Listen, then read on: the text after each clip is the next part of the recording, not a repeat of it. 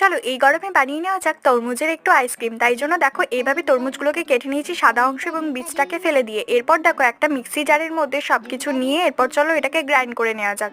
দেখো এদিকে আমার মিক্সির মধ্যে গ্রাইন্ড করা হয়ে গেছে, আর এরপর এটাকে একটুখানি ছাঁকনি দিয়ে ছেঁকে আমি জুসটাকে বার করে নিয়েছি। এরপর কড়াইয়ে সামান্য পরিমাণ চিনি এবং কর্নফ্লাওয়ার দিয়ে সুন্দর করে চলো কড়াইয়ের মধ্যে এটা জাল করে নিই। আর তোমরা যারা আমার ভিডিওটা দেখছো তারা ভিডিওটা ভালো লাগলে অবশ্যই একটা লাইক কমেন্ট শেয়ার করে দাও এবং চ্যানেলটা সাবস্ক্রাইব করে দাও। এদিকে দেখো বেশি কিন্তু আমি এটাকে ফোটাবো না, মাত্র 5 মিনিট জাল করে নেওয়া হয়ে গেছে। এরপর এটাকে একটুখানি ঠান্ডা করে নেবো কড়াই থেকে নামিয়ে। আর এইদিকে দেখো আমি একটা আইসক্রিমের মল্ট নিয়ে নিয়েছি, এর মধ্যে এবার জুসগুলোকে ঢেলে দিচ্ছি। আর এটাকে না ওভারনাইট রাখলে তবেই কিন্তু আইসক্রিমটা পুরোপুরি ভালো হবে। তো আমার হাতে একদমই সেরকম সময় ছিল না, প্লাস আমার খাওয়ারও প্রচুর পরিমাণে ক্রেভিং উঠেছিল, যার জন্য আমি মাত্র 4 ঘন্টা রেখেছি, তাই জন্য খুব একটা ভালো হয়নি। আর এদিকে দেখো আমি ডিপ ফ্রিজ থেকে এখন বার করছি, চলো দেখে নাও যে দেখতে কিরকম হয়েছিল। তো দেখতে ঠিক এরকম হয়েছিল, খেতে দারুণ হয়েছিল।